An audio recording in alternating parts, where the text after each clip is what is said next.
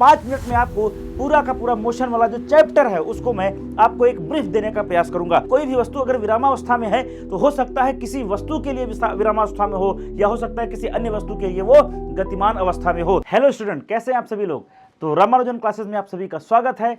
Class 9th का जो आपका चौथा चैप्टर है साइंस में, जो कि मोशन अराउंड अस है, यानी कि हमारे आसपास की जो गतियां हैं उनके बारे में देखते हैं। एक छोटा सा ओवरव्यू जो कि 5 मिनट का होगा, आपका ज़्यादा समय नहीं लूंगा और 5 मिनट में आपको पूरा का पूरा मोशन वाला जो चैप्टर है उसको मैं आपको एक ब्रीफ देने का प्रयास करूंगा। तो सभी के सभी जो हमारे स्टूडेंट्स हैं वो सेशन में 5 मिनट तक अवश्य बने रहे। आइए देखते हैं, ध्यान से देखना। जब आपसे पूछता है कि मोशन है क्या चीज़, तो आप याद रखेंगे मोशन इज ऑलवेज रिलेटिव। और ये बात मैं नहीं कह रहा हूं, ये अल्बर्ट आइंस्टीन का स्टेटमेंट है कि मोशन हमेशा क्या होता है, वो रिलेटिव होता है, यानी गति हमेशा सापेक्ष होती है। अर्थात ना ही ब्रह्मांड में कोई वस्तु बिल्कुल निरपेक्ष रूप से गतिमान है और ना ही निरपेक्ष रूप से क्या है, विरामावस्था में है। क्योंकि हमेशा याद रखेंगे गति हमेशा सापेक्ष होती है, यानी कि क्या होती है, रिलेटिव होती है।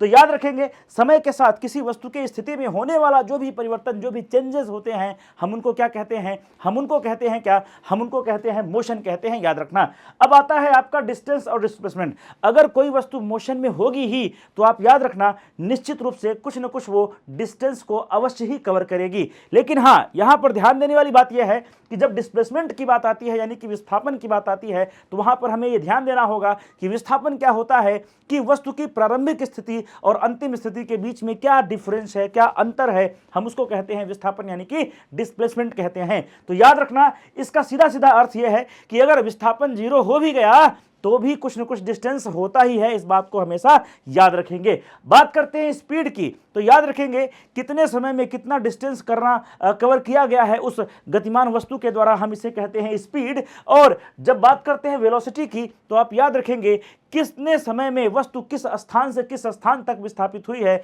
हम इसे कहते हैं वेलोसिटी कहते हैं, वेग कहते हैं। यानी चाल और वेग में क्या डिफरेंस है, डिस्टेंस अपॉन टाइम यानी दूरी बटे समय ये चाल होता है, और डिस्प्लेसमेंट अपॉन टाइम यानी कि विस्थापन बटे समय ये वेग होता है। और दोनों की दोनों राशियों के बारे में आप याद रखेंगे, इनका जो एसआई यूनिट होगा वो मीटर पर सेकेंड ही होगा, यानी मीटर प्रति सेकेंड होगा। हाँ, बस ध्यान देने वाली बात यह है कि चूंकि चाल यहां पर डिस्टेंस को कवर कर रहा है, इसका मतलब ये एक सदिश राशि, माफ करना, इसका मतलब ये एक अदिश राशि होगी, यानी कि स्केलर क्वांटिटी होगी। जबकि बात करते हैं वेग के बारे में, वेलोसिटी के बारे में, ये क्या है, ये विस्थापन का समय के साथ अनुपात है। इसका मतलब ये क्या होगा, सदिश यानी कि वेक्टर क्वांटिटी होगा। बात करते हैं यहां, अब हम इस चैप्टर के कुछ इंपॉर्टेंट पॉइंट की हम बात करते हैं, तो ध्यान रखना।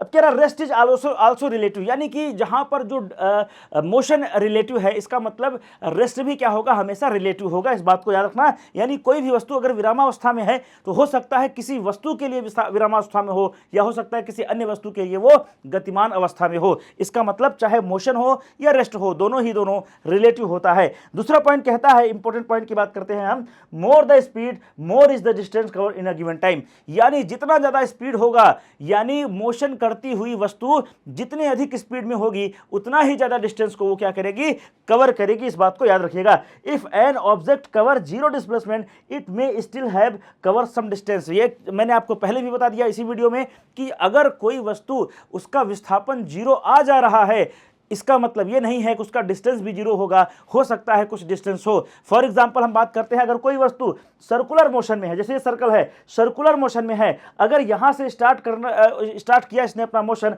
और बाद में वो एक चक्कर यानी एक राउंड पूरा कर लिया, तो डिस्प्लेसमेंट तो 0 हो गया, लेकिन उसका डिस्टेंस क्या हो गया, वो 2πr हो गया, यानी कि उसने इतनी दूरी तय कर ली है। बात करते हैं अगले पॉइंट के बारे में, speed can never be negative, यानी कभी भी चाल नकारात्मक नहीं होती है। इस बात को याद रखना, चाल हमेशा धनात्मक होती है।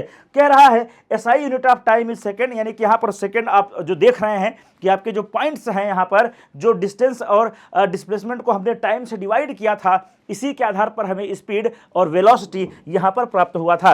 तो याद रखेंगे मीटर प्रति सेकंड यानी कि मीटर पर सेकंड को अगर हम याद रखेंगे कि किलोमीटर पर आवर से बदलना होगा, तो याद रखेंगे जब किलोमीटर पर आवर का दिया गया रहेगा स्पीड और उसको मीटर पर सेकंड में बदलना है, तो 5/18 से क्या करेंगे, हम उसका गुणा कर देंगे, मल्टीप्लाई कर देंगे। और यही उल्टा करना है, यानी अगर आपको मीटर पर सेकंड दिया है और आपको किलोमीटर पर आवर करना है, तो फिर 18/5 कर देना है।